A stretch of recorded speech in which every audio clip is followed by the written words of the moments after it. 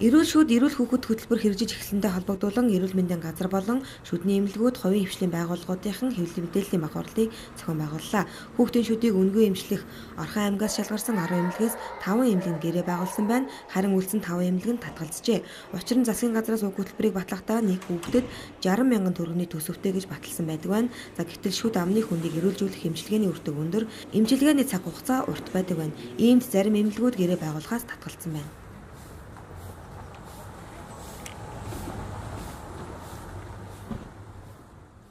За энэ хөтөлбөрийн зорилго нь болохоор хүүхдийн шүдний тусламж үйлчлэгээний чанар хүрт хэмжээг нэмэгдүүлэх, санхүүжилтийн тогтвортой байдлыг хангаж, салбар хоорондын хамтын ажиллагааг өргөжүүлэх замаар хүүхдийн шүдний өвчний тархалтын 30%-аар цоорлын эрчмийг бол 4-1-ээр бууруулах зорилготой байгаа. За энэ хөтөлбөр маань болохоор 2019-с 23 онд хэрэгжинэ. За 19 онд хэрэгжихдээ бол 2-6 насны хүүхдүүдийг бол зорилт болгож авч байгаа. За энэ шүдний эмчилгээний үйлчлэгээнд бол ерөнхийдөө урьдчилан сэргийлэх үзлэг зөвлөгөө өгөх, цоорлын эмчилгээ, сувгийн эмчилгээ, урьдчилан сэргийлэх болон эрдэсжүүлэх эмчилгээ, цоорл зогсоох төрхлөг болон шүд авах үйлчлэгээнүүдийг хийх байгаа. За Орхон аймгийн хэмжээнд бол нийт 13 шүдний эмнэлэг байдаг. Үүнээс сонгон шалгаруулалтанд бол 10 хийсэн байгаа. Одоогоор бол Орхон аймгийн хэмжээ шүдний эмнэлгүүд дээр маань бол эрүүл шүд хөтөлбөр нэгт үйл ажиллагаа одоохондоо эхлэегүй байна. Энэ нь болохоор хуруу унших төхөөрөмжтэй холбоотой төр хүлээлтэнд байгаа.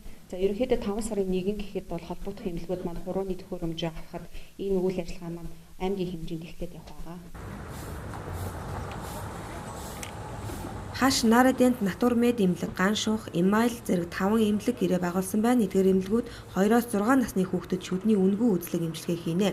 Ингэхдээ эрүүл мэнд нийгмийн даатгалын газраас өгсөн тусгай програмын дагуу хүүхдийн эцэг эхийнх нь бүртгэлийг нь тусгай машинд хурууны хээг нь уншуулж бүртгэлжүүлж үзлэг хийх юм байна. Одоогоор хурууны хээг унших машин байхгүй учраас үзлэг эмчилгээг эх 5 дугаар сарын 1-ээс эхлэн гэлээ. 2-6 насны хүүхдүүдийнхээ шүдийг эмчлүүлэхдээ харьяалал харгалзахгүйгээр дээрх 5 эмнэлгээс сонгон үзүүлэх боломжтой юм.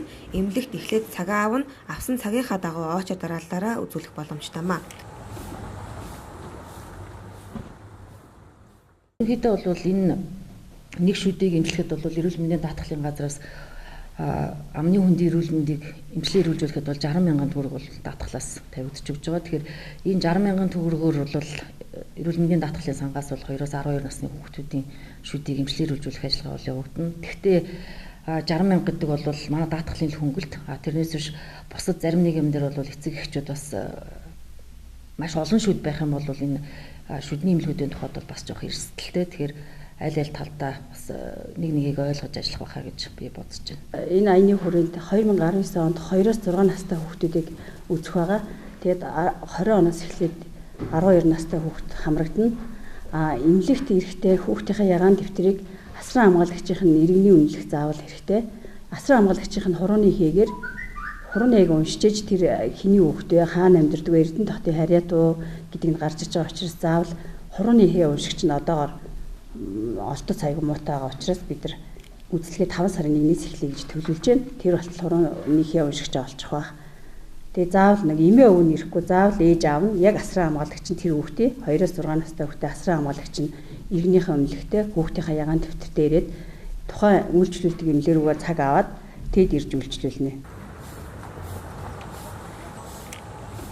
Орхон аймгийн хэмжээнд 2-6 насны 10,469 хүүхэд байдаг байна. Гэрээ хийсэн 5 эмнэлгийн хувьд хэдийгээр алдагдaltaач нийгмийн хариуцлагынхаа хүрээнд энэхүү гэрээ хийж хүүхдүүдийн шүдийг үнгүй үзэж эмчлэхэр болсон гэлээ.